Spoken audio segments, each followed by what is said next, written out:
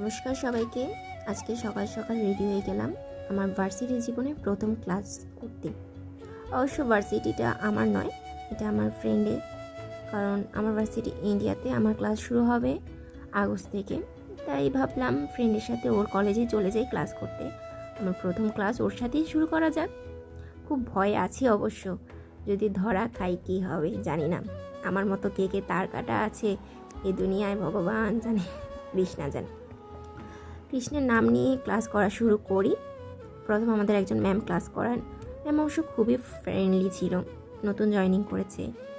আমাদের কিছু পোয়েম শোনায়, এরপর কিছু নোটস দেয়, আমরা সেগুলো কালেক্ট করি। আমার কিছু ফ্রেন্ডস অবশ্য আমার চেনা ছিল, ওরা আমাকে আস্ক করে আমি এখানে কী করছি, তো ওদেরকে বলি এভাবে আসলাম তোদের সাথে ক্লাস করতে।